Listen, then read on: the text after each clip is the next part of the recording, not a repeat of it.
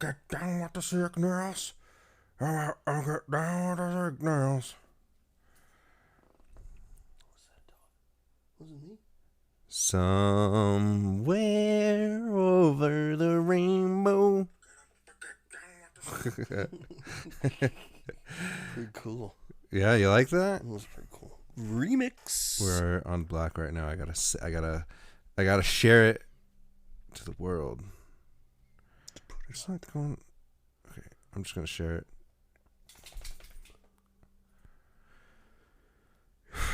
I wish it would just give me the option to share it to my Facebook page. Here we go. Goddamn Mark Zuckerberg. Goddamn you, Mark. What? Fuck it. But fuck. We'll say, come hang out with me and Steven. It's Stepan. Kliva. Yeah, the S is pronounced Kliva.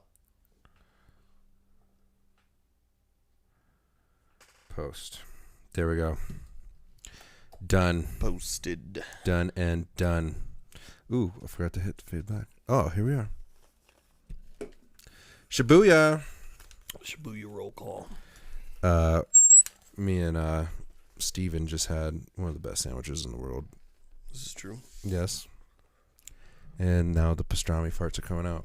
I wasn't sure if we were going to talk about that. I thought it was a secret place. It is a secret place. We won't tell people where it's We'll at. disclose where it is. We'll say it was a very delicious Jewish deli. Guy Fieri's been there. Guy Fieri's been there. It's They kind have of a big deal. Signed picture of him on the wall. Yeah. But this sandwich was so fucking good. But it comes out, it's as thick as this beer. I'd say it's as thick as that beer. That's how thick that sandwich is. Full of meat. I got a picture. Oh yeah. Here, show it to the camera. Here, Can you see? I'll bring it up close. Look at that. That's just a half. That's a half of the sandwich. And there's Swiss cheese. So good. But what was the third meat? We said pastrami, brisket. I kind of want to keep it to myself. I don't remember what it was. It's a triple decker though, but it's pastrami, brisket, and Reuben. No, Reuben. Reuben's the name of the sandwich. Yeah. Or a sandwich. Yeah. What the fuck is it? There's a third. It's mystery meat. Berkey, lay down. Hey, lay down. You're fucking click clattering. You asshole. Clickety clack, clickety clack. But yeah, no, this sandwich is fucking delicious. It is really good. I will be there again. Good. I'm going to probably hound you guys about that from time to time. Is that our new spot? Yeah, I think so. Is it because we're the best friends that anyone could ever have? Johnny. We're the two best Johnny. friends that anyone could have. And you guys gave me your pickles, so I mean, You can have my pickle whenever you want, buddy. it's a big deal for me. Because I would never give up my pickle, or I know what it would mean to me to give up the pickle. It's a big deal. Giving up a pickle is a big deal. I freaking love pickles, man. Out of all the sandwich places in Colorado, like, where would you rank that sandwich place? I mean, at? like I said, I think, while I'm hesitant to give it a 10 while I'm eating it, because I like to see the way the sandwich is going to sit in me later, I feel great. I'm giving that a realistic, for real, a 10. And off the top of my head, I can't think of a better sandwich spot. Yeah. Fucking A, dude. And they got a lot of stuff on the menu. I like the triple decker, but might have to venture too. Yeah. But they got all kinds of little sauces. Dude, Just good stuff. I love their sauce. You can choose your bread. I mean, there's a whole thing. Yeah, man. And it almost does feel secretive when you're in there.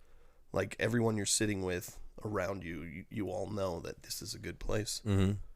Yeah, it's one of those unspoken gems. It does get pretty slammed in there, but like when we went in there, it was towards the end of them serving. So, but they were pretty cool. Oh, excuse me, cool about it. Oh my goodness. That's how you know they're cool and hip, is that they close in the middle of the afternoon. Yeah. Yeah, I don't really like. I mean, I like some of the chains, but I prefer the hole in the walls. Consistent. Yeah, I mean, it's a consistency thing. I'm not above getting a Subway sandwich and taking it to the pool or something, but Dude, I cannot fucking eat Subway ever again. Because let me explain why. Because when I was a trash truck driver, I would hand out Christmas cards to all my customers in hopes of getting tips. Okay. Well, I would get a lot of tips. I would get a lot of cash. That was like the best part. And I'd walk like wads of cash. The last Christmas I worked at Waste Management, I made over $8,500. Dude, you're like blowing my mind right now. Like, I've got Christmas cards from my trash man, and I don't think I've ever tipped him. I think like I've given him like a Gatorade. Like if I'm outside and he comes by, I'm like, "You want something to drink?" But I'm sitting here like, "Damn." That's what the card's indicating. That's what the card like. Tip me, bro. All right. Because everybody that tipped me, I'd run their cans up to the garage. I don't even need that. Like he used to do that, and then I literally told him because he's in he's got the machine and it picks up the garbage can and drops it, and he would like get out and walk it up there. I'm like, dude, just get out of here. What's the trash company? I think it is Waste Management, but they went from, it's either Waste Management or the other one. It used to be Pro Disposal, and then they got absorbed by one of the big companies. Okay. Yeah, Pro Disposal, they're the ones that run them up all the time. And I'd see them. They'd have to run them up. That was part of the contract. And I think he was with Pro Disposal. And they also didn't have the machine either with the Pro Disposal truck. And now in their Waste Management or whatever it is, they pick this thing up. Tip your dude, man. I guess, yeah. He takes all your shit away. Everybody who's listening, go tip your trash man. I mean, that's a fucking shitty job. You may think like, oh, they get paid good. They don't. They don't, and it's a hard day. Well my trash man is just one. We have like a different truck coming around for the recyclables every 2 weeks, but the main trash, it's one guy. It's the same guy every time, and he's grumpy. I'm not gonna lie, my trash man's grumpy, but I get it. Yeah, dude. When I left Waste Management, I was there for like 6 years, and I haven't been there for 6 years. But when I left. Oh my God, it's been longer than that. I think it's been like 7 years since I've been gone. But when I left, I was only making like a little over $17 an hour. I think it wasn't that much. Being there for 6 years? Yeah. And you drove the truck too and everything? I drove the truck and threw the trash. It was hard work. Be in the 20s, but maybe now with the shortage of employees. They gotta up at our job, we upped our wage. Yeah. At Republic, we're now paying $27 an hour to start. Starting. That's pretty damn good. Yeah. But not for Colorado, really. Well, yeah, that'll get you. I mean, it's good. It's good for a driving job, 100%. But like, as far as like being able to like own a house on your own, like you still can't. Really. Yeah, you can't. Yeah. The average median household like is $750,000. That's how much the average house here in Colorado costs. That's insane. Yeah. $700,000. Yeah, I can't even fathom spending that much. That's like that's over $3,000 a month in mortgages. Like your mortgage would be over $3,000 a month. And that's like not even a job. I mean, I'm sure that can get you a decent house, but it's not like that's the average price. So you're not getting some ginormous house. Yeah. No, yeah, that's for, I mean, my parents just sold their house, and they sold it for $477,000. Mm-hmm. Or $470,000, sorry. And it's nothing to write home about. Yeah. So it was like a 1,200 square foot home. That's crazy. Yeah, even the houses in my neighborhood, I mean, they were, every year they go up in price, but they're, it's not a crazy neighborhood as far as big houses and stuff, and even the tiny ones probably go for around that. Yeah, dude, we're done looking here. I think the idea is once Gina's done with school, we probably will end up moving to New York. It's even more expensive. No, it's not actually. No? Mm-mm. Because I know Colorado's up there, but I thought like New York and California I'll show you some houses that we were looking at, and it'll blow your mind. Like, I'll show you the house, and I want you to guess the price of that house. Guess that house price. And you won't be able to guess it because you'll think millions, and it won't be. It's like you can get property there. Like, okay, one of the houses that we were looking at, I'll just tell you.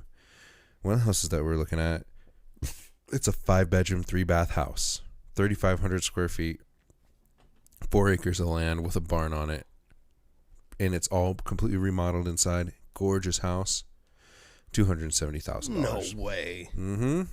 Yeah, dude. Yeah, I'll show it to you right now. Damn, you guys might have to take me with you. Fucking come on down, man. You could do your job remotely. Oh yeah. Yeah, just you know what's good gig to get into right now is you got all these content creators, like video games and everything.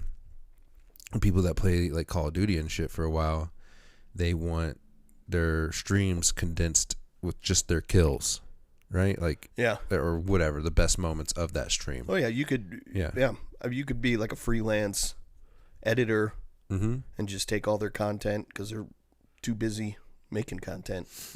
Take that and chop her up. That's what I'm saying, dude. That's what I'm saying. Like, it'd be so easy to get into that line of work because everybody's doing it and there's money to be made. So, Look at you. I'm trying to entrepreneurial. I'm trying to think of outside the box. That's pretty good. Look at this house. Just skim through it real quick. Skim through those pictures. I like the brick. Yeah, dude. Big yard, big flat yard too. Yep. That's the barn. Is that the... That's the barn. That's the barn. That's the garage. There's a detached garage too. The barn is brown. Yeah, I'm looking at that right now. Damn, that would be cool. You could get a fucking tiger. Can you have tigers in New York? I don't know. I don't know if I'd like really want one, but it'd be nice to know if you wanted it. Right. You'd have a place for it. But did you see the kitchen in there? I don't think I'm there yet. I'm still outside. Ooh. Yeah. Nice hardwood floors. Yep. Its own like dining room. Mm-hmm. And 200,000. Was there like a murder suicide here or something? No, dude. That's just how houses are going for right now. Up there. God. They're not that expensive. I'm moving to New York. That's what I'm saying, dude. Get the fuck out of here while you can. I'd sell your house. And this has a guest house to it. That what you just saw there, that was the guest house. The attached guest house. What? Yeah. It's an in-law suite. They call it an in-law suite. Damn. That's what I'm saying, dude. $270,000 for that house. Someone died there. Or it's haunted. It's haunted, isn't it? No, they dude. don't have to disclose that stuff. I can show you 5 other properties that look just like that. Where in New York is this? It's like upstate New York, near Elmira, Watkins Glen, Horseheads, Corning. Lots of cults up there. What do you mean cults? Like cults. Oh yeah, dude. Yeah. Upstate New York and for weird, some reason. And weird murders too. There's this me and Gina watched this one murder porn episode. I know exactly what you're talking about. We watched this one murder porn episode, and this guy who owned a ranch in upstate New York was bringing like wanderers and like hitchhikers to the property, getting them fucked up, and then killing them, and then burning them like on his property. Wasn't that? And he did it for years. There was that one guy. I just saw that show on Netflix about that guy who would like, they'd have these like big parties, and like some of the people were in on it, and they would like drug these people.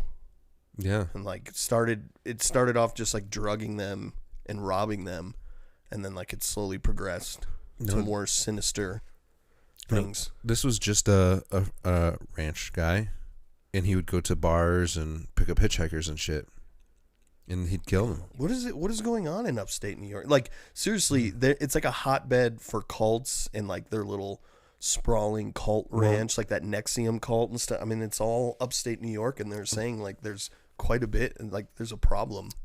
I'm sure Gina could answer that question better than me, but my best guess is it's very easy to get away with something like that up there for multiples of reasons. One, it's very dense forest. You can get lost in those woods. Yeah.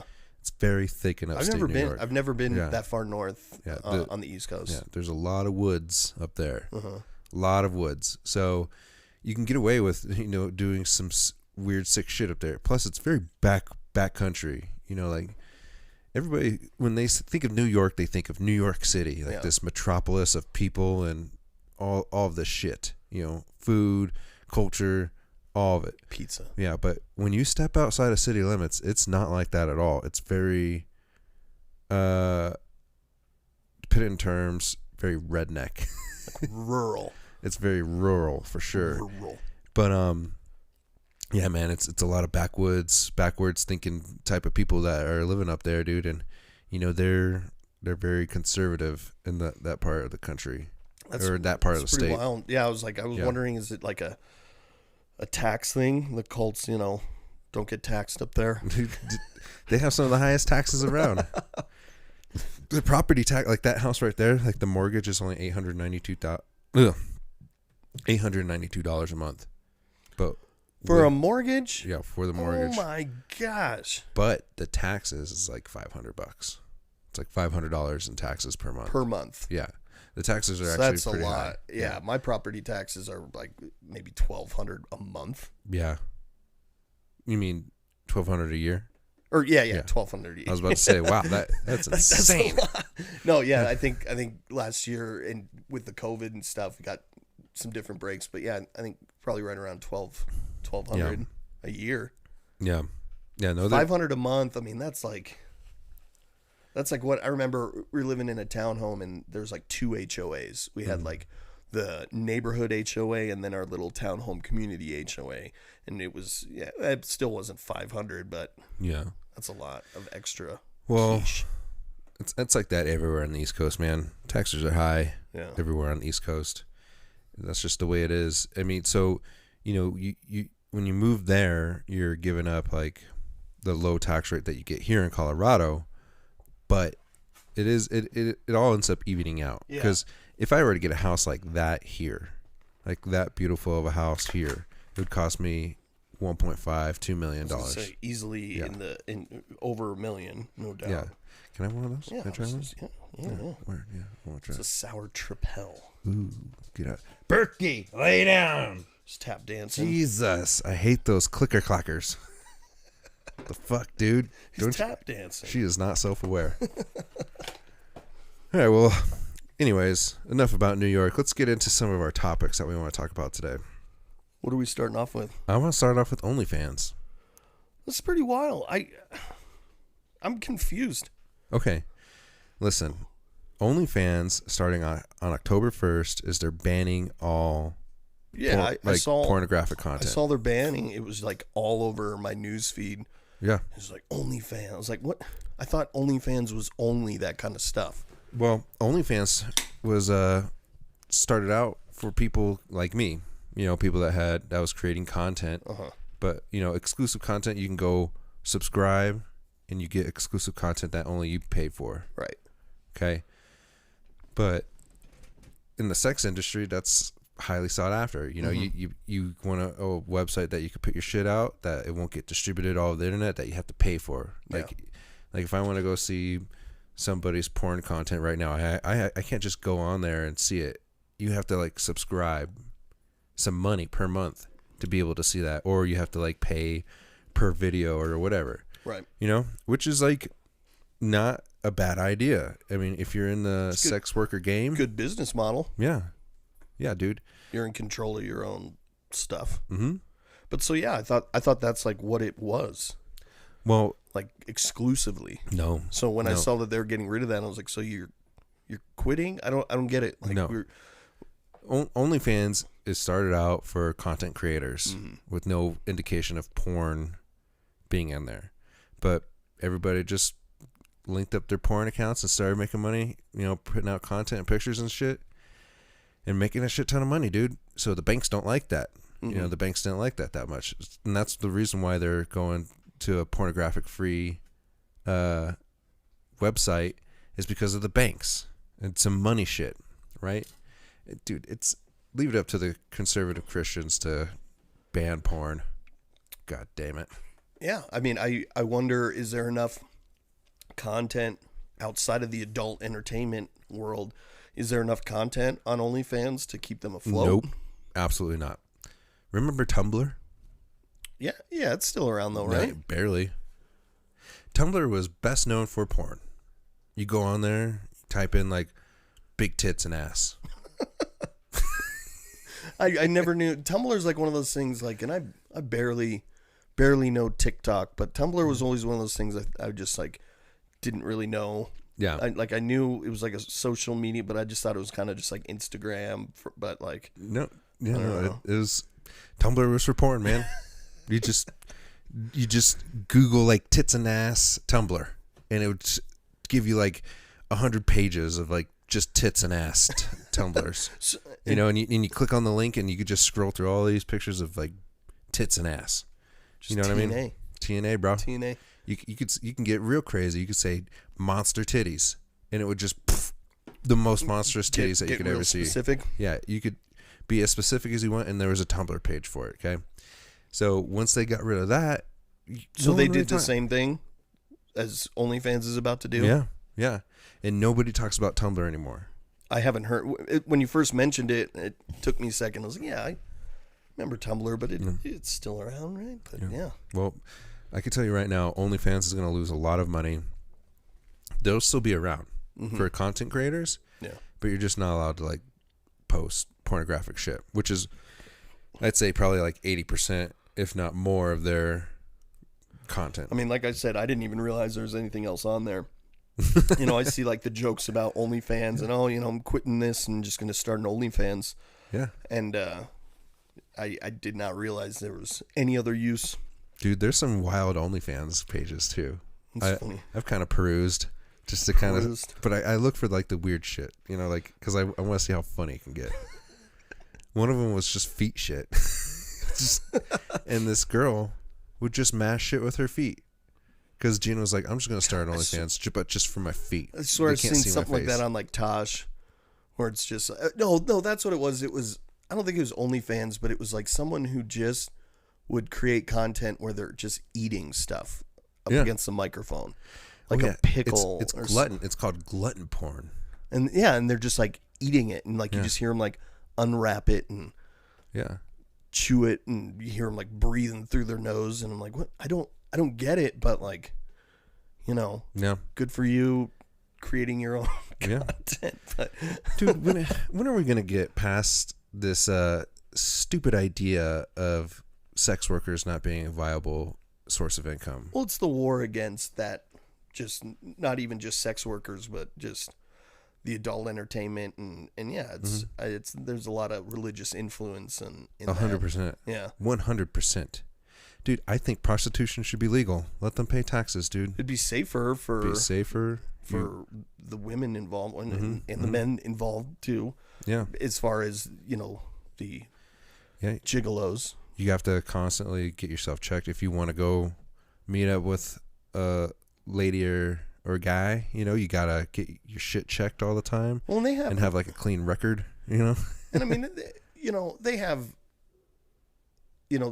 certain laws in like Las Vegas, right, and stuff like that. And even in like Amsterdam, where they have like the famous red light district.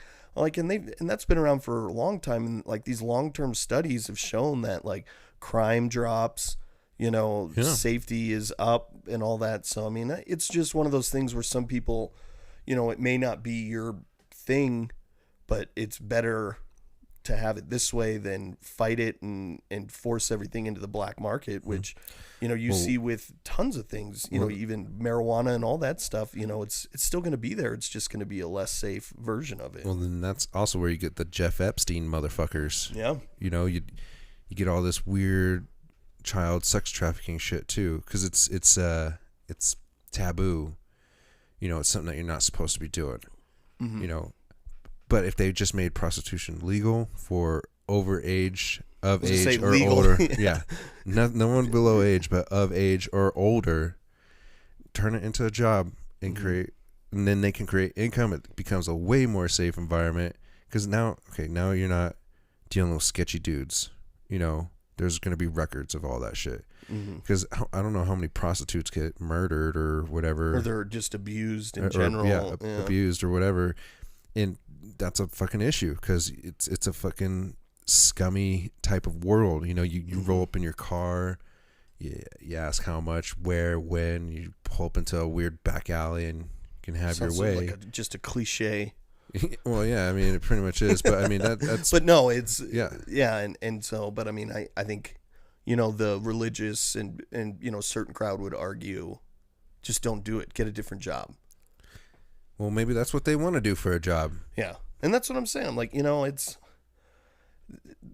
it's been proven that it's safer and that I mean, you can tax it too, and obviously that would be a multi-billion-dollar industry. Oh, yeah, dude. But so much money would be made. Yeah, so and you could charge your own rate. I mean, and look at marijuana, legalizing that even 10, 15 years ago, people were so against it. And then as Colorado legalized it, we kind of became this like guinea pig for the rest of the country. And now the rest of the country is kind of looking, they're like, oh, that works. And, Colorado alone has a, $1 billion industry in their own state, where in other places it's illegal. And I think even the most conservative crowd still likes money. Oh, yeah, dude. Oh, yeah. They love money. They love money. Yeah. So, yeah, I don't know. I would just, when I saw that OnlyFans thing, I was just like, well, it sounds like the end of OnlyFans, but I didn't realize it was like a bank thing. I thought it was like some regulatory. No, it has to do with the banks and money. It's all about money. They might not be getting a cut, or it might be easy for you not to pay taxes, or I don't know. I don't know the logistics, but I know the banks are involved with it, and they have OnlyFans kind of cornered to where they have to ban their pornographic content. Well, and even in Colorado, I mean, they've started changing these laws, but for the longest time, banks wouldn't work with the dispensaries. So while it was, legal on a state level, these dispensaries were dealing with just massive amounts of cash because none of these federal banks would work with them. And I think that's slowly started to change too. But yeah, I mean, I guess if you're a big enterprise and the banks won't work with you, you got a problem. Yeah. Yeah, dude. Figure that one out. Oh, no. I think it's a bad move. I think it's a stupid move because it kind of creates a safe work environment for people that want to do that, Because people are still going to do it. Yeah. Just in different avenues. I mean, I guess you could still do it on some websites like Pornhub. You can upload videos on the Pornhub still and charge for that. But what's to stop like a single content creator? Well, I mean, I guess it's just the overall. I was going to say, what's to stop them from just creating their own website and starting their own business/fan page on the website? But I think it would just come down to exposure. Like you probably have a lot better chance of getting clients if you're part of this larger company than if you're just hawking a website. Yeah, I think so. I think it's better to do it on a community level like OnlyFans. Because when you start your own website, I'm assuming you just got to start from the ground up and you got to promote that shit, So I think I would pay an OnlyFans to just watch someone eat. Like, you see people eating just really hot peppers and stuff and just burning their face off. Well, I would pay for that. I'd just like watch people just eat spicy stuff. Dude, there's shit like that. Or mash You it. just gotta dig for it, dude. Gina was saying like I should just start an OnlyFans, but with just my feet, just do feet shit, just feet. And so I was like, I wonder if there is an OnlyFans, and I looked, dude. Sure enough, man, there's people smashing shit with their feet, like food and all kinds of. I saw one where they're just stepping on Legos with their bare feet. It's just a shot of them with their bare feet stepping on Legos. They must be like sadists or something. Yeah, like that. I don't That's know, awful. man. Yeah, that's some painful shit. Yeah. I mean, Lego, stepping on a Lego. There's a few other things in my household you could step on that'll be as bad, but a Lego's up there. I mean, nowadays, some of these toys are just so insane. You step on them and it takes you like immediately to the 7th level of hell. Yeah. But just, I don't know. That's weird. Yeah, dude. That's weird. There's a lot of weird shit. I got to say. Dude, people will pay for some. I mean, look at that Belle Delphine chick. You ever heard of her? Belle Delphine? I think so. Was she the Disney? No, she was like a YouTube star for playing video games or something like that. She was a Twitch star. I can't remember, but pretty much her Twitch account got banned or something. But then she was like, "Fuck it, I'm just gonna start, making porn." And now she makes porn before that though, she sold bath water. She would I remember hearing about the bath water. She would send you like a little thing of bath water, and it's supposed to be like water from her bathtub that she has bathed in. Yeah, but she was selling that shit for like $5 a piece, and she sold all of it. What? Like, that's fine. I'm not. You can't hate it though. I don't hate it. I want people to buy my bath water, but just be these little tubes of like super dark, murky water. Like, oh, the smell. Yeah, the smell. But like, honestly, Cream of Steven.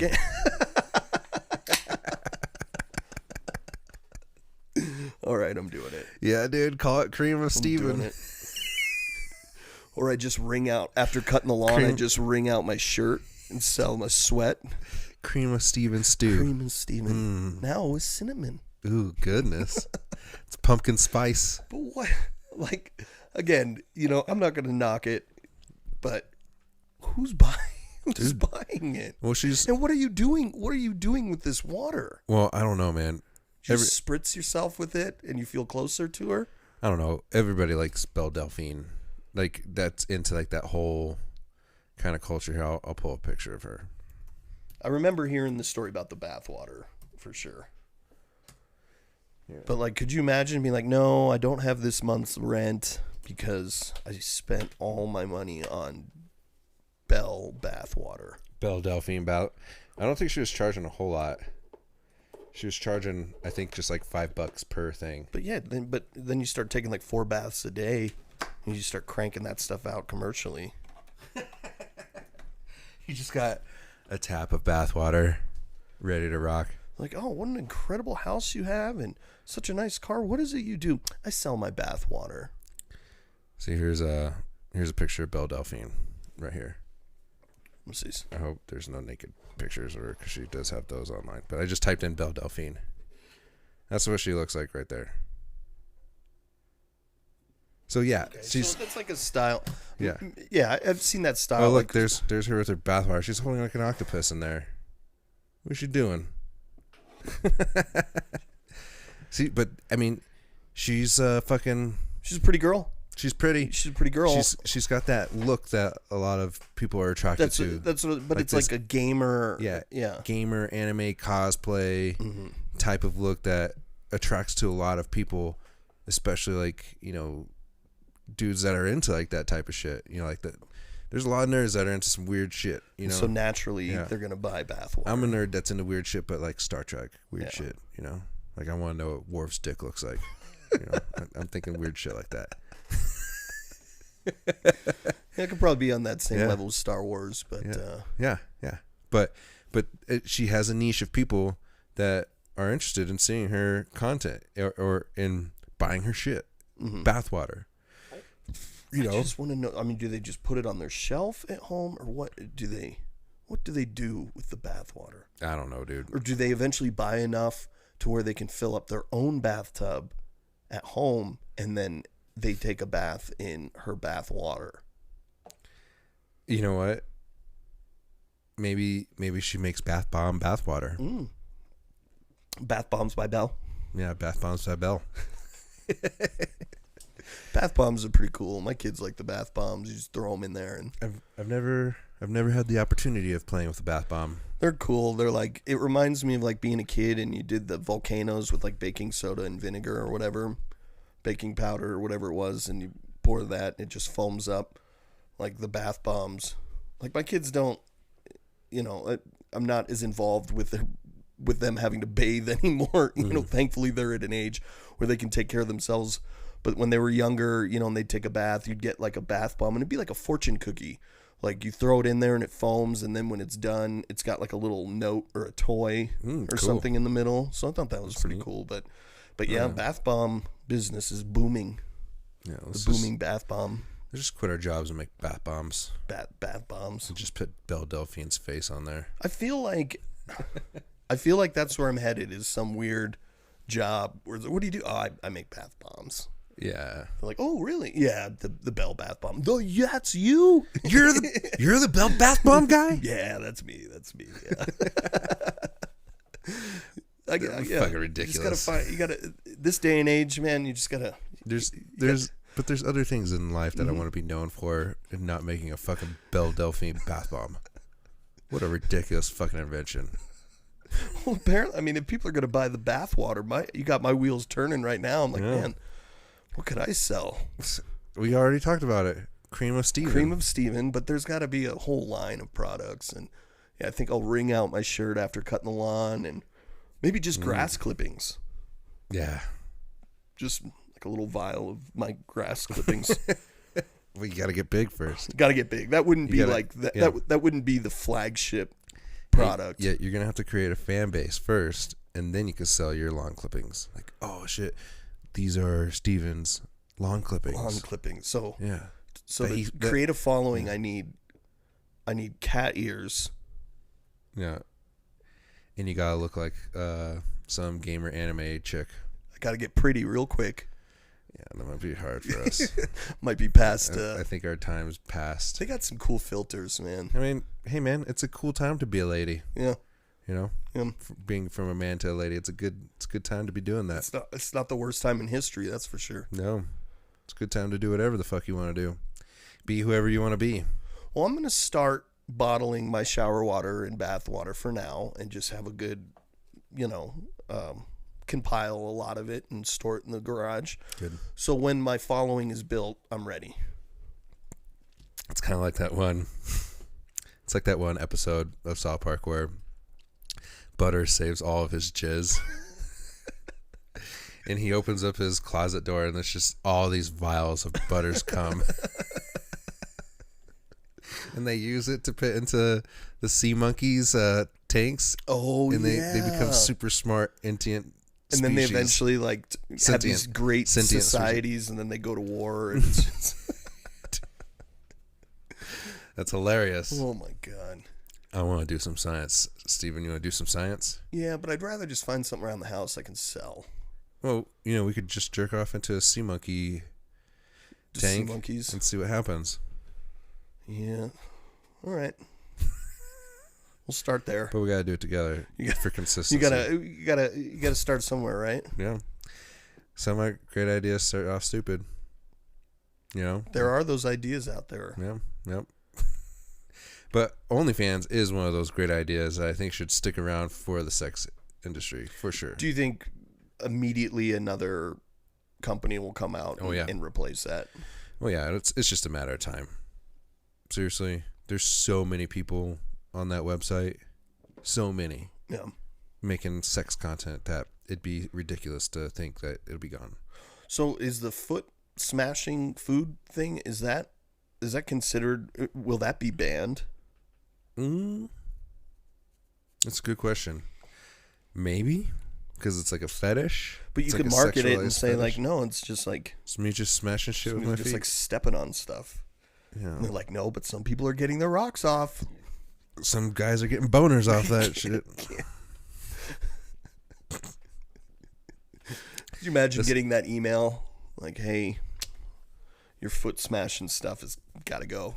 I wonder if they're getting rid of OnlyFans because I'm sure with this pandemic, a lot of people, they lost their jobs and they're like, well, fuck, I'm a good looking person. I'm just going to go fucking do weird shit online. It's just the government's way of making us go back and do normal jobs. That might be it, dude. They're like, no. Now that you're saying it, that makes perfect sense. That makes perfect goddamn sense. They're like, we got too many people on OnlyFans trying to, sell their sex content. We got to put a stop to this shit. I mean, Kevin's over here smashing potatoes with his feet, and he's making a 6-figure wage. Meanwhile, Red Robin needs work. They need waiters. They need cooks. Yeah, dude. I mean, that's a good assumption. That's a good idea. Like, that might be the reason why they are closing down OnlyFans is because so many people are on there. Think about how many people are going to re-enter the workforce when OnlyFans is gone. Yeah. Because for a lot of people, dude, OnlyFans is like their means of income. Yeah, that's what they make their money off. Because it's like a subscription-based thing too. Mm-hmm. Huh? Yeah, and some of their subscriptions are high. I mean, look at that Bad Baby bitch. Remember her? I know who you're talking about. Daniel Bergoli. Yeah. God, she's so fucking irritating. But shit, you gotta respect a hustler. She did. You know what? I did hear that when she started she did start an OnlyFans, didn't she? She started an OnlyFans, and I think it made like $6 million in its first day. Yeah. She broke a record of making the most money on OnlyFans. And so obviously, there's a market for that where people are in one profession or you see them as one way and then they come and do an OnlyFans, and that's going to get people curious. Mm-hmm. Well, Daniel Bergoli, everybody wanted to see her naked because she's a pretty girl. So I heard a lot of people saying the same shit, okay? And it was all over the fucking internet. Like, man, I can't wait till Daniel Bergoli's 18th birthday because then that's the day she'll start an OnlyFans. Seriously. And she did, though. She did. Like, it was like a couple days after, but yeah, after she turned, like, almost exactly after she turned 18, she started OnlyFans. So here's my problem is I hate people like her. Obviously, I mean, I don't know a lot of people that actually like her, but this just like gives way for more people to act like that. I'm like, well, hey, she acted like a freaking psycho. She's making $6 million in one day. Yeah. It's because everybody wanted to see her boobs, dude.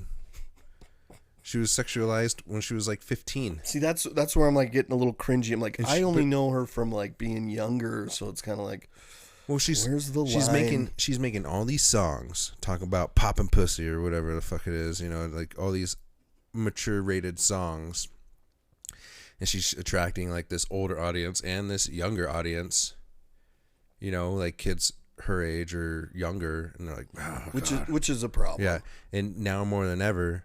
Like the kids are like into banging like more than ever. I mean, it's like.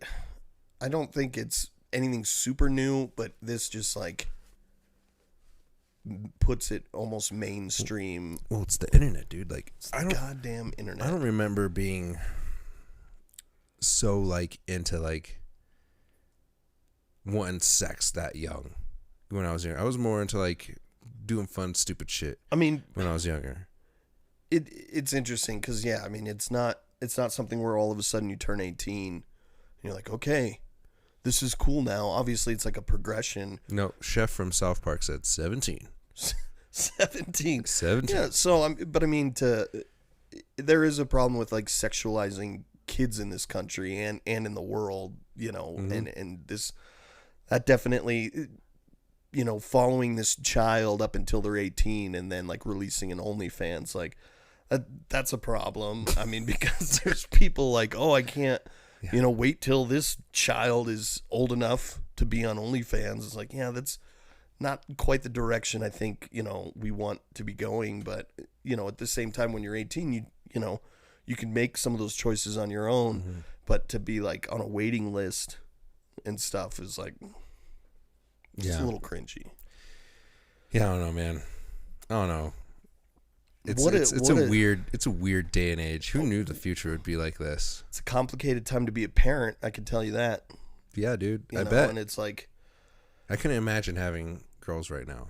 And just trying to keep up with this kind of stuff too, and know that this stuff is a problem. Like, I get lost in my own world, and then realizing like, oh, this shit's going down on this stuff, when kids are getting into this crap. I mean, kids have phones at incredibly young ages where I'm like, you got a fucking phone? Like, these little kids are walking around, they're not even teenagers, and they got nicer phones than me. They're like, I just got a new phone. I'm like, I want a new phone. Do your kids have phones? No.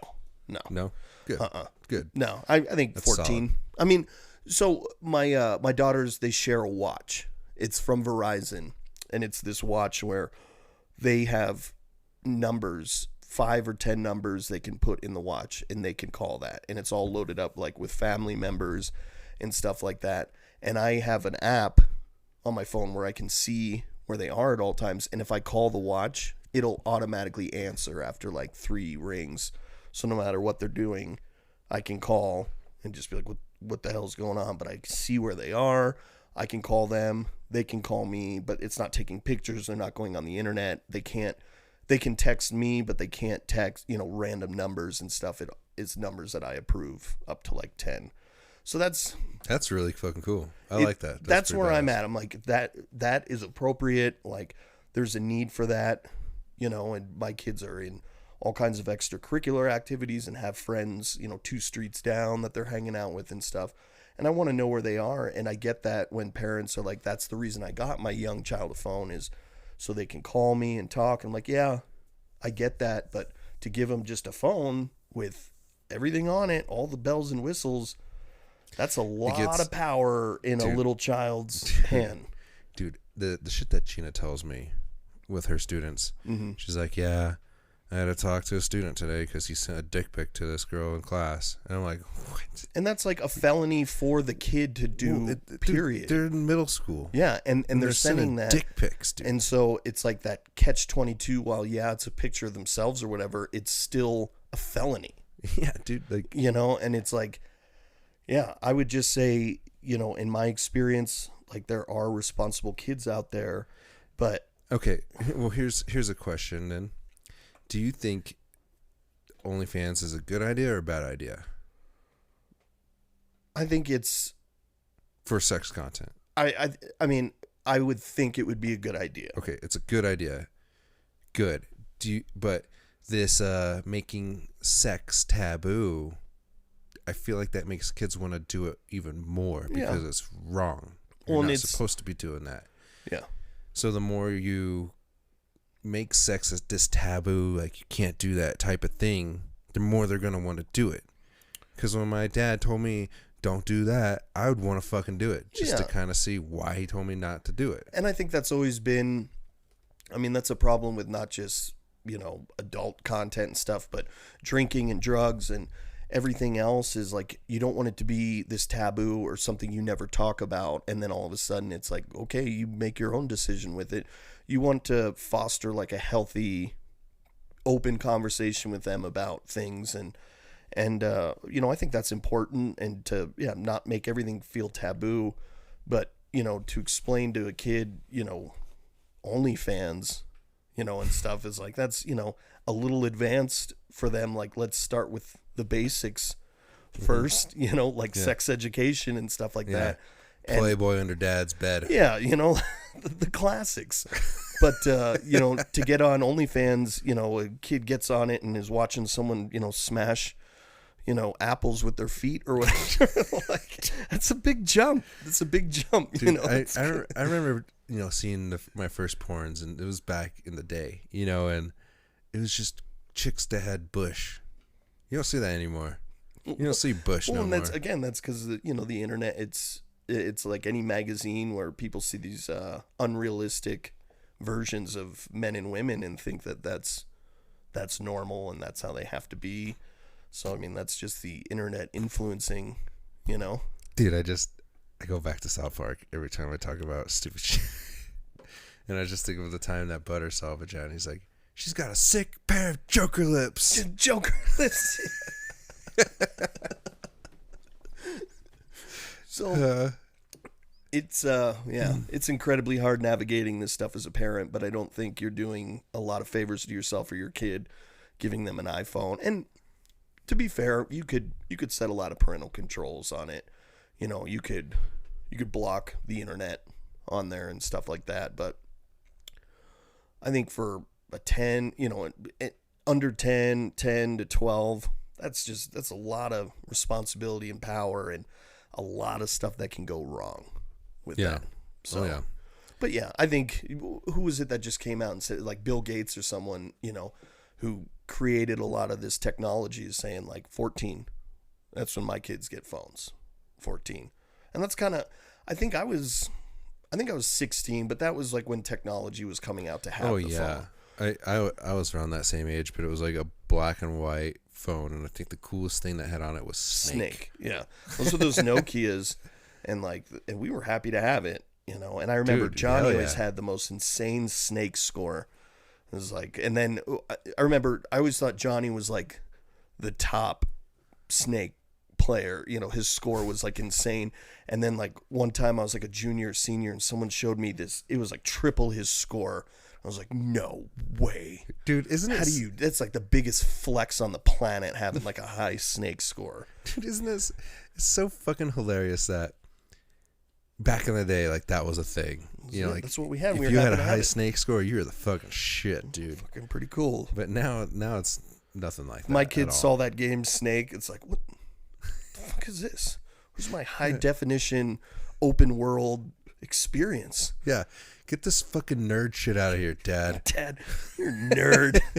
You fucking loser. Nerd, get out of here. They're so goddamn critical. Look at what you could do, though. You can make your snake bigger. You just gotta eat the little dots. Every time it eats the apple, it gets longer. Do you understand that? This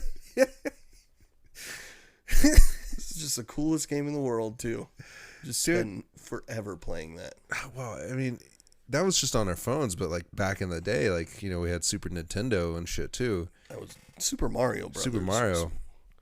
I mean, before my parents for a long time didn't buy into the video game systems, so all my neighbors had it.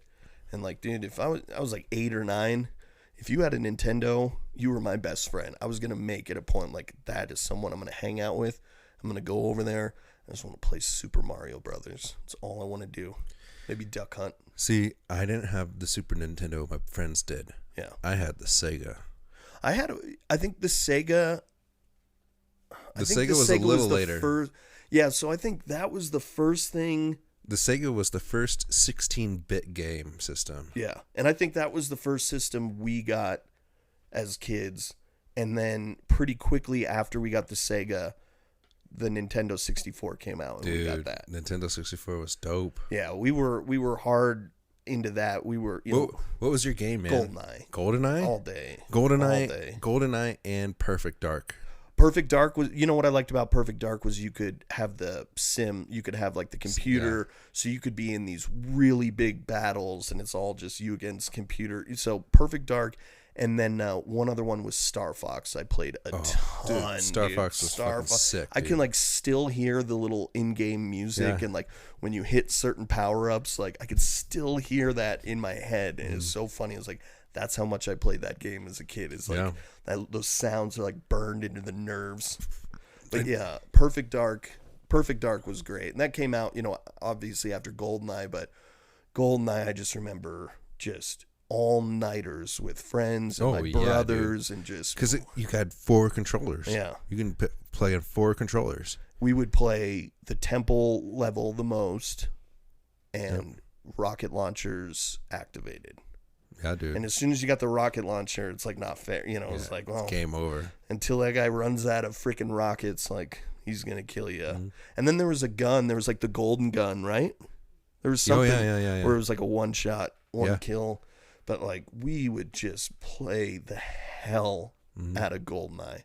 And Perfect Dark for sure. Yep. And then in middle school, too, I remember the first Xbox came out. With Halo. Yeah, we were. Yeah, dude. We played Halo. I remember my brother and I, we would come home from school every day and just play each other in Halo until it was like dinner time. Yeah. And it was just, we'd play like the same level where like the castles were on opposite ends, you know. And if you got the sword, you were the fucking big dick guy. Yeah. But you could also get the rocket there was pretty good too, but the sword was like, you could always get that jump as long as you hit the attack button at just the even right a split moment. Second, and at the right moment, you're always going to get the kill. But I remember just driving around in that Jeep, you know, and like, God, that was so much fun. It was fun being able to play. Like, we'd go over to Ty's and have Halo nights, and it was so much fun having, like, you know, 3 people. There's someone driving the Jeep, someone sitting in the passenger, and someone on the machine gun in the back. And those are just the freaking good old days. Yeah. And then someone with a rocket blows your Jeep up, and you just get, or you got a rocket launcher and you see a Jeep filled with people, and you just blow it up, and you like get 3 kills automatically. Yeah. God, those are good times. Yeah, dude. Those are good times. Those are simpler times, but now it's like the gaming industry is super competitive now. Yeah. I don't even know where to, like, really, I don't know where to go anymore. I just stick with Call of Duty. Well, it's a whole nother can of worms that we can get into, but the gaming industry is so goddamn competitive. Like, there's real money to be made. If you're a legit gamer, I am not by any means. I would say I'm mediocre to okay. I'm nothing special. I like streaming though. It is fun just to like talk shit. I gotta get on. Shit. I still gotta freak. I'm just at that point now where I'm like, I'll just wait till the next Call of Duty comes out and it'll get really into that. But I want to play some Nuketown. Yeah, well, that's in Cold War.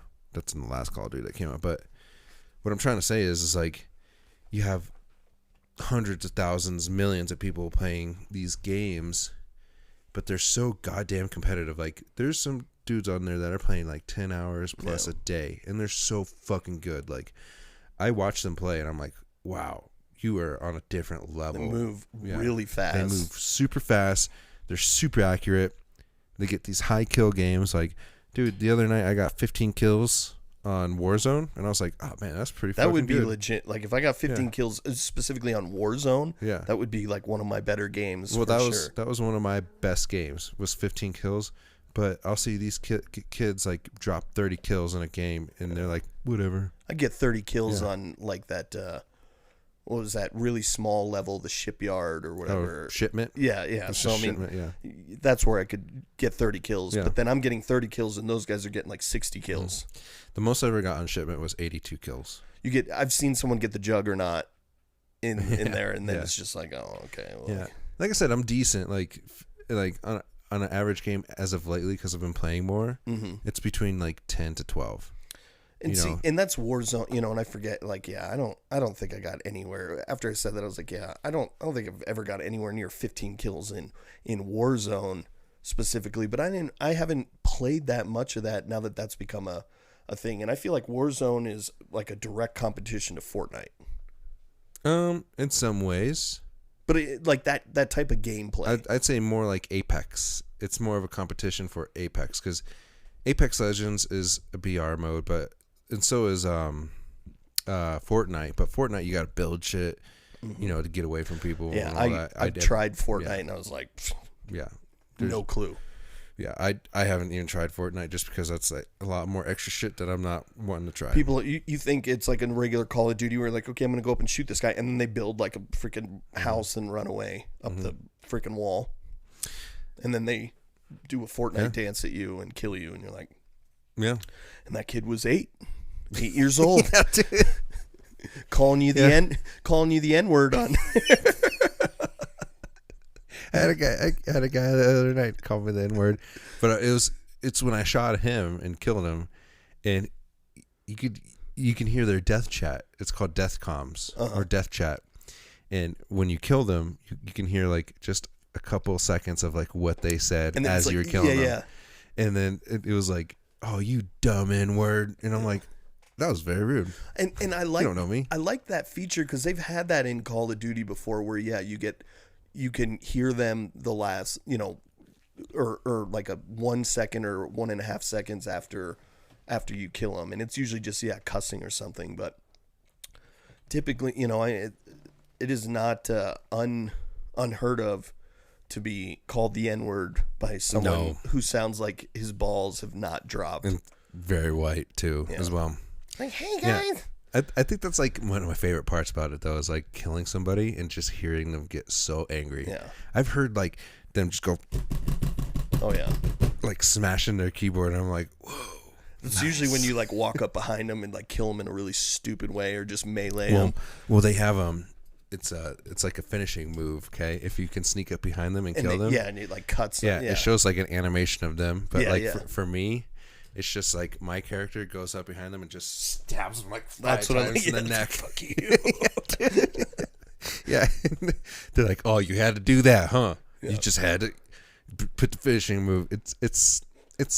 I like that. I like that feature, and I wish that's one of those things. Some of my favorite Call of Duties are where they were just like the most customizable. You could completely design your own icon. You could really get into your player, like your equipment, and it wasn't just this like few players you can choose from, because that's what this Call of Duty is it's like you're slowly unlocking a character as opposed to being able to customize. But I like being able to customize all that stuff. But I think it would be cool if there was like 500 finishing moves and you slowly unlock these with you do unlock them, but you have to get the battle pass. Yeah. So and they have seasons. So like right now we're on season 5 of the Battle Pass, and it's like $10 per season. Which if you play the game enough and if it's that important to you, you pay for it. It's $10. Yeah, I mean, there's been times where I've played the whole year, like the game the whole year from the time it came out around November or something like that, and maybe had a little time off in the summer, but played all the way through. And that's when I'm playing well and actually doing good. And then there's times like this where I played it for a month when it first started, and then just kind of lost interest or whatever. And so yeah, and I've had times where I paid up front for like all the seasons, and then it was like $50. And you pay for the whole year's pass. I'll tell you what. You take home my PlayStation. I'll clear it right here for you right now. You take it home. You go download Warzone with your pass. And let's fucking jam. I want to play Warzone with you. I want to get on. I want to just get. I've got a really nice Xbox. Got a great TV room. I've got a good gamer chair I can wheel into that room.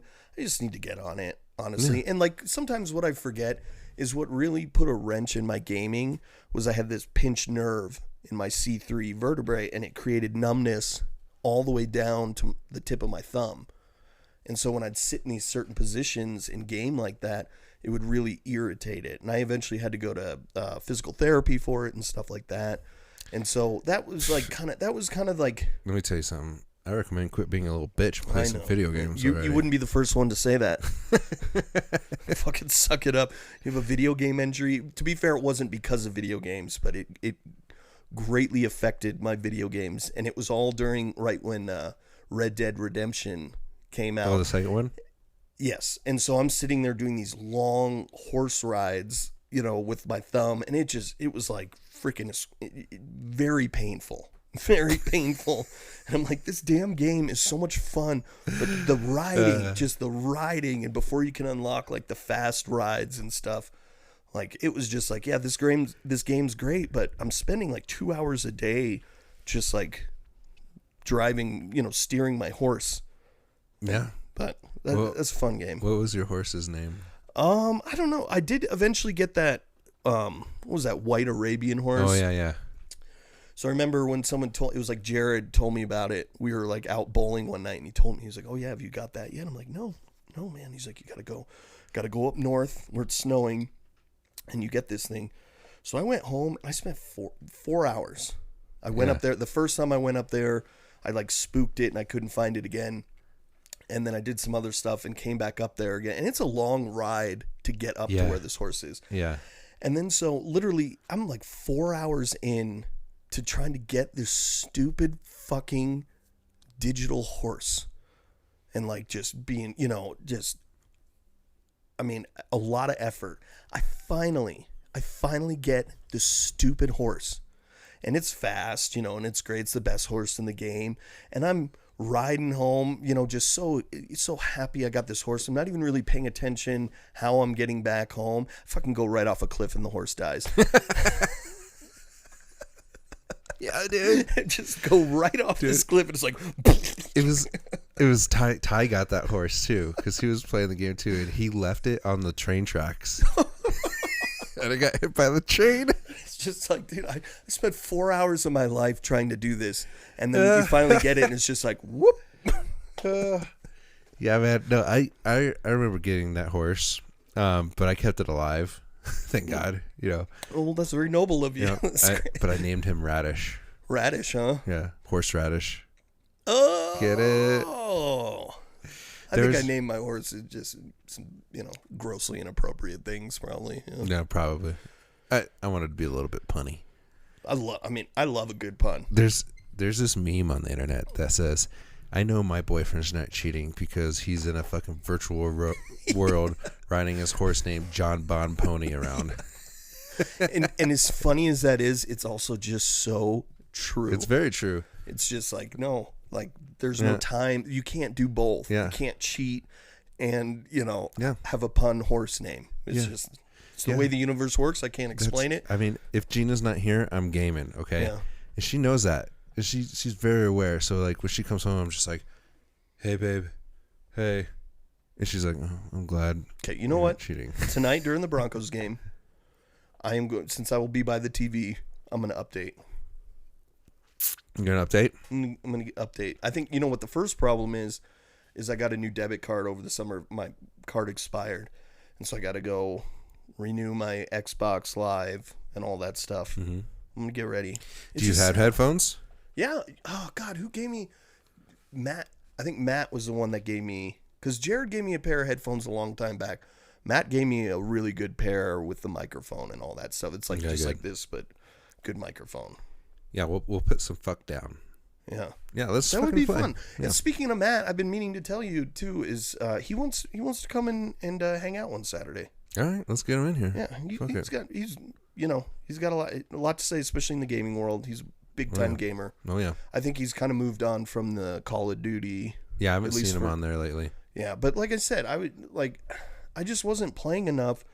So there was a time I could game with people like Matt and you and hang and contribute to the team.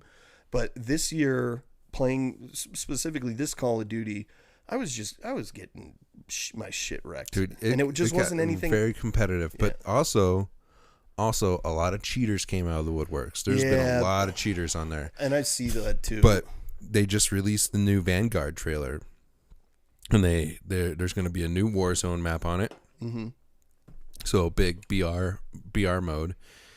But there's going to be anti-cheat too, which is a really good thing. Which is, I mean, it just keeps cheaters away. Yeah. Dude, that's such a big problem. Dude, there's been times where I've been playing and I'll fucking get wiped from across the fucking map from a guy sniping. And he'll be like looking at you from over here on the scope. And then all of a sudden his scope goes right on your fucking head. And then shoots the trigger. I've You're seen just like, that. dude, fuck. I've seen those cheats. What I come in contact with the most in the history of me gaming was like the toggle where people were able to shake when you're shooting at them, and they just like shift their avatar just shifts real quick, and you just can't lock on, and they're like shifting and walking around. That could be, I mean, that could just be skill because I do that too. I do slide cancel. If I'm getting a shot, I'll slide jump. I don't think it's like, because I know what you're talking about, and it's not quite like that. It's a little too much, because there's a line between the talent of being able to just manipulate your character in a way that it is almost erratic, and then there is this whatever they're doing. It's the shaking, or they're like in one place and then they've shifted to this other place, like in a bizarre way. But and then there's people that get kill streaks every 2 seconds. The whole game someone's just kill streak, airstrike, and no one's getting that. Well, that's multiplayer shit. Yeah. Warzone, there's not much of that. There's no airstrikes. Well, I mean, there is airstrikes, like precision airstrikes, but you have to buy them or find them. Well, and I don't have a ton of experience in the Warzone. I'm sure I'll probably always still default to multiplayer, but yeah, the Warzone's where it's at these days, dude. I mean, there's a lot of people in multiplayer, but Warzone, like the BR modes, it's drawing. I can appreciate it because it's like there's more adrenaline. You're more vested into your own life in there, and like not dying and because it's all just like it's skill. It's more skill. It is, and you're just it's more of a build up too. Mm-hmm. Especially when you get down to the final circle, and it's just like you. Oh yeah, I've never been there. I've been there so many times, and it's just like you and the other team. Dude, I'm shaking and I'm sweating. I'm just like.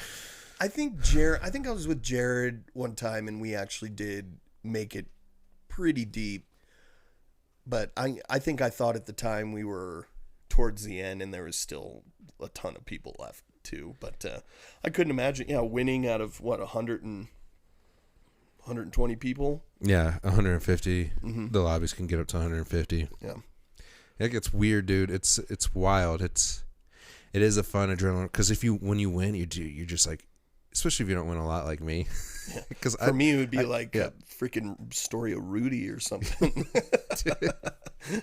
Well, I mean, I do have some wins under my belt. Not like a lot like these pros. Like, there's some dudes that have like fucking 1,400 wins. Just an insane amount of wins.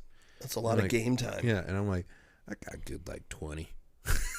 It's like, it's nothing spectacular, but it makes me more appreciative of wins, I think. Oh, yeah. If I won a Warzone, they'd make a Disney movie out of it. Shit. Dude, speaking of movies, let's talk about the Suicide Squad. Yeah. I've got some feelings about the Suicide Squad. Okay. I have nothing but good feelings for Suicide Squad. Yeah. I thought overall great movie, very funny. Yeah. Wasn't as original as it could have been, because they definitely, used a lot of other, styles from different movies. But overall, I thought it was great. Like the chemistry between all the actors, especially like Idris Elba and John Cena, like their two characters, Bloodsport and what's his name? Who's John Cena? The Mercenary. Yeah. Or something like that. I don't know. Here, I'll pull up the cast. But yeah, their connection and King Shark. Oh, dude, it was all fucking hilarious to me. It was all great. It was great. The casting was great. Sylvester Stallone for the Shark King was was great. I mean, I don't think you could have cast a better voice for that character. Yeah, he was probably the best person that you could pick for someone like that, just because his speech isn't that great to begin with. Yeah, and it just like fit this like ridiculous shark perfectly. Yeah. But I mean, just from the beginning, I'm not huge on DC, but I know what I like in the DC world, and it's these like larger than life comic book, like funny, the villains and the heroes are just these like, it's like Robin Hood and or Robin in tights and stuff. It's funny, and it's got its own style, its own like comic book style. So I didn't go into the movie with really any expectations, but at the beginning, the first squad was a little jarring to me. I was like, oh yeah, well, it had like Pete Davidson was in it. Michael Rooker, he was in it. I could have saw him in more of the movie, to be honest. Was he the boomerang guy? Yeah, he was the guy who threw the ball at the very beginning. Yeah. His name was Rick Flag. No, not Rick Flag. Brian Derlin. So I've been a Pete Davidson fan in the past, but lately there's something about him or his style that is just, I don't know if it's worn off for me or what, but so I'm watching this first squad. I don't like his fucking face. Yeah, maybe it's his face. I think it's his face. It's that face of someone who's cocky as fuck. And they think they're the shit. Yeah. Like, here, let's look at his fucking face right now. Look at this fucking face. Let's go to camera 3 here. Look at his face. I do not like his fucking face. I don't like it, dude. It's just he knows he thinks he's the shit. And I think that's why I've outgrown him, is because early on in his career he didn't come off like that. Yeah. He just seemed a bit more genuine, and he's got a sad story with his dad dying in 9/11 and stuff, and I could feel for that. But I was not, that happened a while ago. Yeah. So. And it obviously isn't a personality trait, but I could feel for that. But so starting off with Pete Davidson and some of these characters I just didn't really know. It was like this is going to be the movie? Like, I was aware of Shark King and a couple other people, Bloodsport, but I was like, this is it? Like, this is the squad. And the Weasel for me stole the show, but I was like, the Weasel isn't going to hold this together for me. He's not going to hold this movie together. No. And then when they go on that mission, and hopefully we've done a spoiler alert, or at this point, I would, if you haven't seen the movie, maybe watch the movie first. But the Weasel, the moment they jump into the water and the Weasel just belly flops in the water and then drowns, and they look back and they're like, did anybody check to see if the Weasel can swim? Everyone's like looking at each other like, oh shit, nope. And then as all of them except for Harley Quinn meet a quick demise. I mean, Pete Davidson gets his face blown up. Yeah, dude, I mean, he's just walking and it's just like, and it was like, that just caught me into gear. I'm like, oh, this is a different movie than I thought it was going to be. My favorite character at that very beginning, though, was Nathan Fillion's character, where his arms just detach. Oh, yeah. his arms just detach. By the way, everybody, sorry, but there's going to be spoiler alerts here, okay? If you haven't seen it, I'm sorry. It's on HBO Max. If you want to watch it, go watch it. Pay for the free trial to watch it and watch it. Okay, it's worth it. It's worth it for sure. And if you don't have HBO Max, do yourself a favor and fucking get it because I got good content on there. Mm-hmm. But I forgot about the arms. But Nathan Fillion, his arms just like pop off. He just like pops them off. And he's not even really doing it. He's just like just slapping.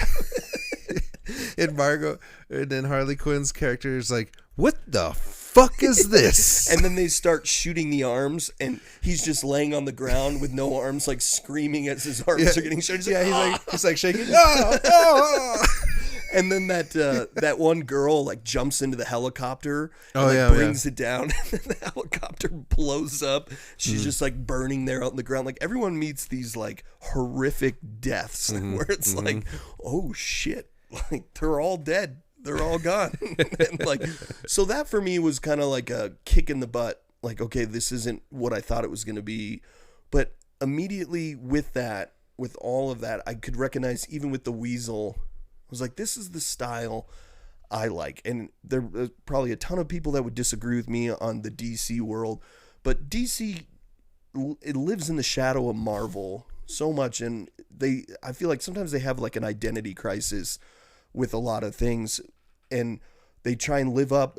DC's not ever going to have this incredible universe with these insane side movies and shows that just really tie in. I feel like they found their calling with these types of movies where they're goofy. They really kind of have this like real comic book vibe as opposed to just high octane action movie.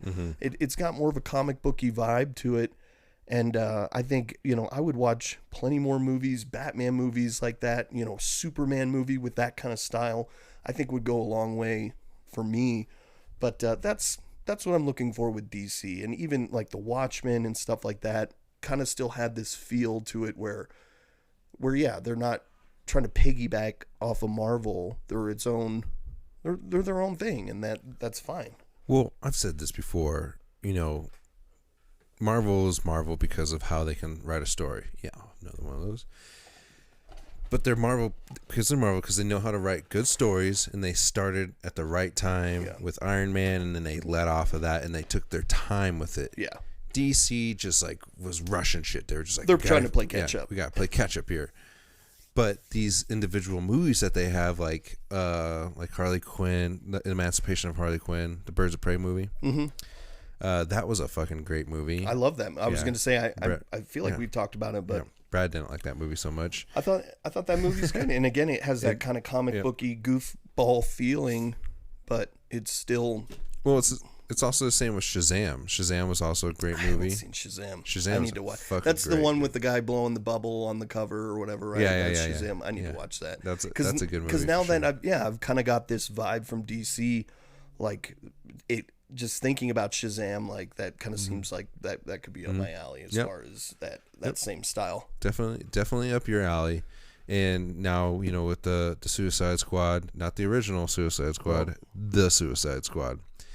This one was a good redemption for fucking Wonder Woman, because Wonder Woman 1984 left a shitty taste in my mouth. It sucked, dude. It just reaffirmed to me that I was like, their DC, it needs work, it needs revamp, because they need to stay away from like this idea of like trying to create these grand story arcs. It's like their Wonder Woman was like their attempt at any Marvel movie, in my opinion. Yeah, but what they're good at doing is good humor and R-rated like fucked up shit.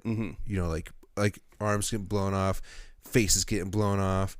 Just these horrific, gory scenes with R-rated humor. Yeah. Like, that is their niche. They got it. And that's what DC is, though. Yeah. DC is the dark comic book universe. And DC's like that, like, smash, boom, pow on a comic book, you know? Like, that's what I picture, like, they have that with built into them. And so what I really enjoyed on Suicide Squad was when, like, the Suicide Squad finally meets what's his name, Starro the Conqueror. The big look. I literally have him as a background. Yeah. I got him. I think Starro. Starro. Yeah. I got Starro, You wanna and see so, and so when they finally meet Starro, they have this like super comic booky feel, and they're like the Suicide Squad versus Starro the Conqueror, and I love that. I'm like, that's how it should be. You're never gonna get that in a Marvel movie, and that's how I view DC, and that's what's gonna get me into that more, you know, and that's I can appreciate those old Batman movie, you know, the old Batman movies from way back when they'd punch someone and it'd be like pow. Kaboom, kablooey. Like, I know that's kind of cheesy and it doesn't necessarily have to be exactly like that, but they were able to kind of take that in a sense and inject it into this movie, and I really freaking appreciated it. And Starro was one of the few DC villains I've been aware of, mainly through watching like the DC Lego shows with my kids, which were hilarious, you know, and all the Lego stuff is really, really funny. But I loved the Lego Batman. Oh, we still watch Lego Batman together, and Lego Ninjago, and just the Lego movies. I mean, let alone the cast, but this is just so funny. But yeah, Starro was in one of the Lego DC shows, and so I was vaguely aware of him, and I thought he was such a cool, stupid monster, and like you can't help but to like feel for Starro and be like, well, Starro's not a villain. He was created by a villain, and he's just trying to survive and feed off of, you know, the human population. That doesn't make him a bad person. He was just created by someone bad. But Starro, I think, is still... Well, what was ironic, too, at the end of the movie, spoiler alert, sorry, but at the end of the movie where he was like, I was happy floating alone in space. And you kind of felt bad for him. Bad, and that's why, like, I felt it during the movie. I'm like, I'm drawn to Starro. Like, I like this villain, and then it kind of like humanizes this completely non-human thing. But you start feeling bad for it, and then you see who created it and why, and you're like, so that's just, you know. Yeah, he didn't want to be. He didn't want to be there. He didn't want to be there, dude. But that's how he survived. Is he? You know, he's got to suck. You know, he's got to control all these people and stuff. But so I felt sad when Starro met his demise. Yeah. But I mean, it was still. It had to be. It was still all good, and I just thought it was funny. Like Starro, like, lifts his arms, and out of his armpits come all these things, and it's just like it was good. It was just a good movie. I had a lot of good feelings afterwards, and just it's one of those movies that when you're done, you continue to think about for a long period of time. Yeah, you know, and it's like I even wake up and I made Starro my background picture because I'm like, I just want to see that dude, you know, throughout my day now. Yeah. One of my favorite parts is when they're all checking in with each other. And, you know, they said, I'm in position. And King Shark was like, bird. Yeah. If you haven't seen the movie yet, please go watch it. Yeah. It's fucking hilarious. It's a great movie. It is so right, babe? Good. Suicide Squad. Oh, it's great. Great movie. Great. That one Bird. Bird. Yeah, the humor in that is, and Marvel has some really funny, I mean, particularly Thor and stuff can be really, really funny. But I feel like DC really shined through their own style, really shined through on that particular movie.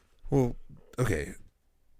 There's no doubt that the Suicide Squad and the Emancipation of Harley Quinn, Birds of Prey movie, that is DC's style, and that should remain their style. Shazam, that should remain their style.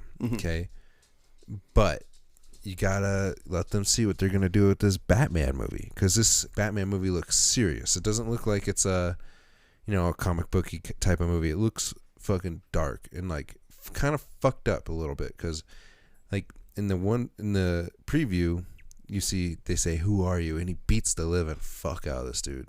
Like, he makes sure that dude's gonna eat out of a fucking straw the rest of his life, and he says, I am vengeance.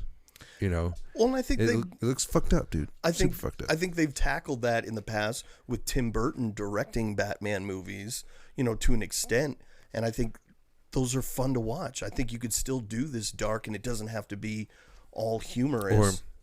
Or also the Joker. Like, the Joker was a great movie.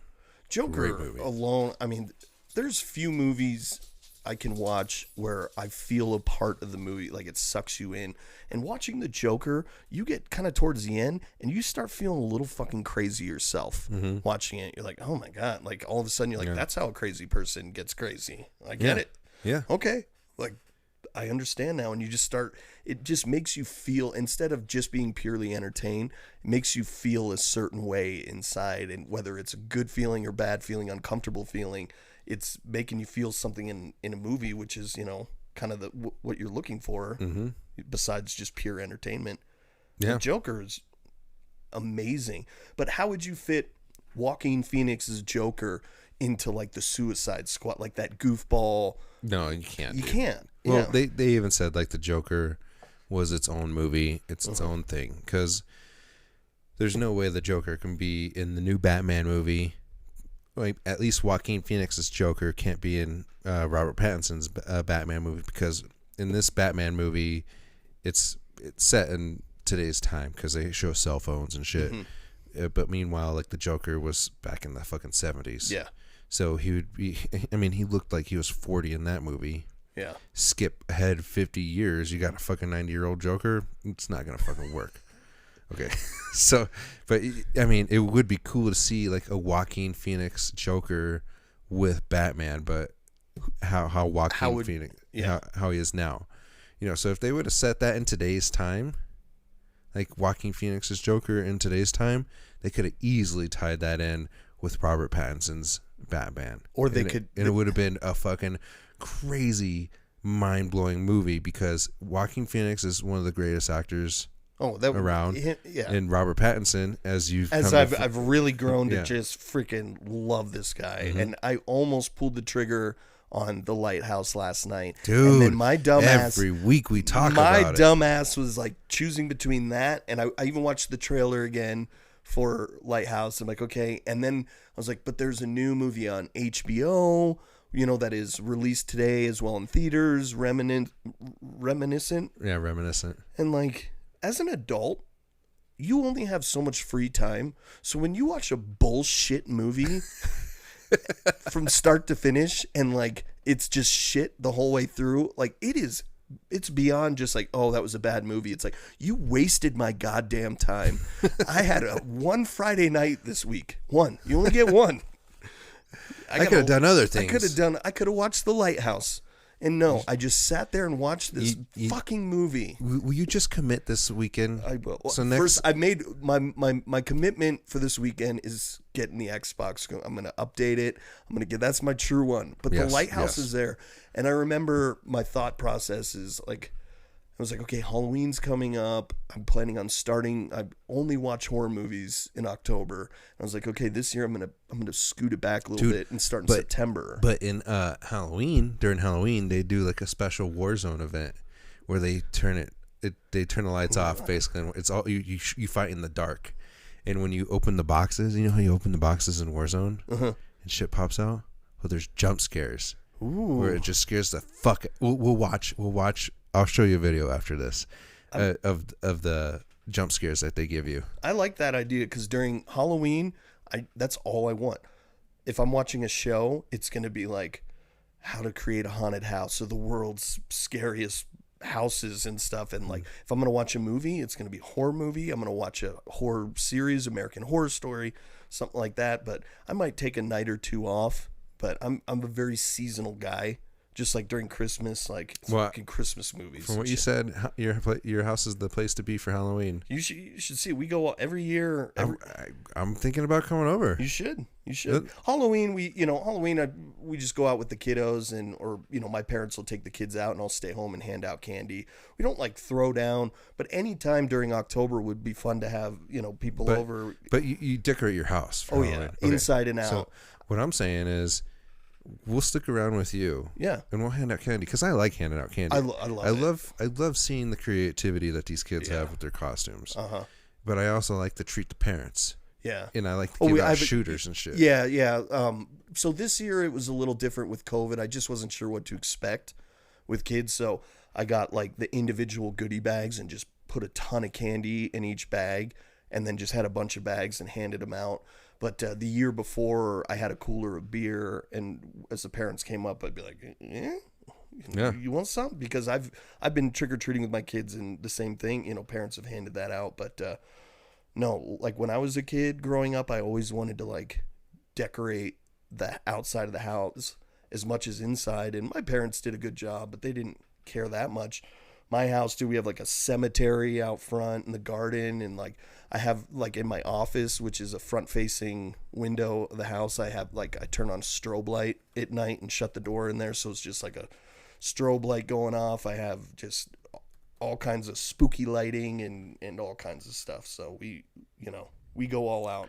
We go all out for sure. I'm down. I'm down to come over. Yeah, it's a lot of fun. I'm not so much into partying these days, dude. Like, No, it's the idea of a Halloween party, like getting dressed up and like going all out and then going out with a bunch of people and Halloween partying, like it was fun back in the day. But now I'm just like, I'd rather hand out candy. see, and my little brother, they'll throw a Halloween party, which is a lot of fun, but it'll be like a week or two before Halloween. Yeah. So that's fine. You know, I don't mind doing a dress up. The last thing I was for Halloween, like I'll wear like spooky stuff when I'm handing out candy, but the last time I like put a costume together, I bought a ghillie suit and was a Christmas tree for Halloween. And I like I had like the ghillie suit, and then I'd wrap myself with Christmas lights, and then I had a little iPod with a speaker. I mean, I was just playing Christmas music the whole time. So that's hilarious. It was fun. I still have the ghillie suit, and I've been too lazy to cut off all the freaking stuff. So I still got a ghillie suit with like Christmas ornaments and stuff all over it in the closet. You know, for whatever I need it for. I think my favorite Halloween costume that I ever wore was I was a 1970s tennis player. Oh, But I like that. I was in a lot better shape back then. I didn't have a gut. Wore the short shorts. I wore short shorts. Like, dude, my shit could easily fall out, but I had tape. But anyways, Got to think about that. I know. But they would come up, really up high. Mm-hmm. I had tube socks that would come up, old school Converse, Got tight the stripe on the top. tight polo shirt, wristbands, aviators, and a headband. That was my go-to costume. That's a good one. Yeah. That's a good. I've never been that good, like creative with actual costumes. Well, that was when I weighed like 50, 60 pounds less. Yeah, it's a little easier when you fit into the average, costume Yeah. and can make it ironic. I was a little boy back then, like with my body, like Little baby like boy body. I was skinny, dude, but now I'm just like I'm thick. I got thick. It's kind of crazy. Like with age, you just get thick, It's those goddamn triple decker sandwiches. dude. I love them. Well, back then too, I used to have a fucking metabolism like a fucking child. Oh yeah. I could eat anything. I hit But 28. The moment I hit 28, it was like the moment the clock struck midnight. It was like, yeah, we're done.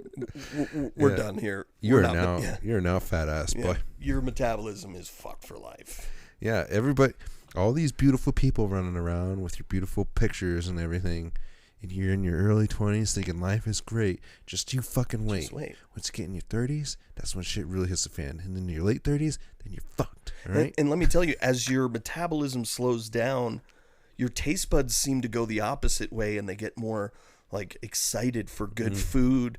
And like I don't ever remember being this excited about a sandwich, but like during our this whole podcast, I've still been thinking about my sandwich in your fridge. I'm like, God, I'm gonna murder that tonight. Like I am just gonna kill it tonight, Dude, yeah. You get so excited about food. Like, when you get older, like, it's stupid. It's kind of dumb. Like, when Gina buys me Oreos, like, oh, God, you shouldn't have bought me those Oreos, but I'm like, Yeah. I could eat Like, some this is Oreos. happening. Yeah. This is happening. Yeah, I get just straight up like giddy. Yeah.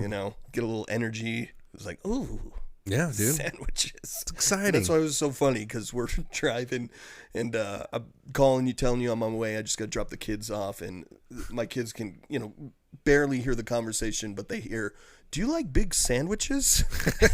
And my kids are just laughing like, "Does he know you? Has he ever met you?" Yes, he likes big sandwiches. Yeah. But honestly, like, this sandwich is on a different level. Oh, it really is. Like, everyone likes big sandwiches, but this sandwich was like thick. okay, this is a thick boy sandwich, you know. But the way they layered it too is it wasn't like you could have a sandwich that thick and it just goes down dry. You know, it doesn't go down right. It's just too much meat. But like it's very intricate in the way that they layer this thing, and then the little sauces that they give you too. Well, also, it's super juicy. Like that sandwich is like juicy as fuck. You don't get this for how much meat was on it. You don't get that feeling of like, oh, this is too much meat or whatever. It's like it was a symphony of cured meats in my mouth. That's a very beautiful way of describing it. It really I was. actually just got a little half-mast downstairs, if you know what I mean. No, I didn't. I'm not just trying to, you know. Can you write a Yelp review like? Be like I had the triple decker sandwich and it was a symphony of cured meats in my mouth. I'm gonna have to do that because lately, you know, I try with my Yelp. You know, I'm a Yelper, and usually I only Yelp because I have a really bad experience. So I'm like, I need to have good reviews too. So I'm not just on there complaining all the time. I'm like, no, this is and that's what it is a symphony of cured meats in and around my mouth. Yeah, go write them a well-deserved review. I'm gonna dude, because I'm glad you liked it. No, and I'm not just saying that because you guys hyped it, because I was skeptical towards I'm like, I'm getting really excited for this, and like, what if this is just a sandwich? Well, because our original plan was to go disc golfing, but you're like, I want to go disc golfing. Let's skip the lunch. I'm like, but I want to take you to this place. It was legit windy too. At first I was like, it can't be that windy. You know, even at my house, it was like, it's windy, but I don't know. But yeah, probably when you get in the open field, it gets windy. I got on the highway and it was insane. I mean, it was like, okay, yeah, this is definitely way, way too windy for golfing. And yeah, it was like, I haven't eaten. I'm hungry. He's got this big sandwich he wants to introduce me to. And it was like the stars aligned today because that was, like I said, I'm not talking this thing up or being like, oh, it's just so good. It was a 10. It really was a 10. Yeah. And like I said, I didn't quite want to give it a 10 yet at the restaurant because I like to see how it sits. I'm sitting pretty. I'm sitting good right now. I'm sitting good and just thinking about that next half. Dude, you're going to smash that half. And you and Gina gave me your pickles, which was just incredible. I love giving my pickle. I love getting your pickle. Thank you. No, it is great, and I will be going there, but we just can't tell anyone. But they don't seem like we got to keep it a secret. But this place doesn't seem like a place that needs, that is hurting for business. No, they've been around for 54 years. They've been around for quite a while, and I feel like but it's a Denver staple, and I'd like to keep it as like a Denver native little niche thing. And I don't want all these fucking people moving here, hipsters, all these fucking hipsters coming in here, and the lines coming in there and smashing the food that I like to eat. I want it to be my secret. I like to walk in there, get my seat, and have me my sandwich. Yeah, and honestly, I feel like with the hints we've dropped throughout this episode, you could be a Batman detective, and you could find the place we're talking about. Yeah, Google will give you the way. You could, but I don't want them to be overrun by hipsters, because before you know it, there's going to be someone with the triple decker on OnlyFans stepping on it with their feet and making a bunch of money. Well, that'll piss me off. That'll piss me off. That'll piss me right the fuck off. Like, don't be smushing that sandwich with your feet. Yeah, I can eat that. I can eat that shit. It's a symphony of cured meats. God damn it. Oh man, yeah, that was a special day for me. Good. It's tough living in the suburbs. You just don't really get those kinds of places. They are around. Yeah, you just gotta go deep into the older parts of the city. Yeah, for sure. That's exactly what it is. Hell yeah. Yeah. Well, let's take what we can from this episode. Number one being, do not get rid of pornographic content from OnlyFans. It's just gonna ruin OnlyFans, and it's just gonna make it hard for people to earn a living. All right, if anybody can start OnlyFans and make money. And it's most likely a government play to get people back in the workforce. Yeah, now that you mentioned that, 100%. But I think OnlyFans should still be able to have pornographic content on their website. Okay, that's 80% of their fucking content right there. Okay, and a lot of people depend on that for income. And if people are willing to pay for that, then they should let them be able to pay for that. Right? Let them make their fucking money. All right? It's not that big of a deal. It's pandemic friendly. Yeah. They're staying at home and doing this. Exactly. You can fap at home. 6 foot distance rule. Yeah. Big big win. All right. Okay, so OnlyFans making a big bad decision. Yeah.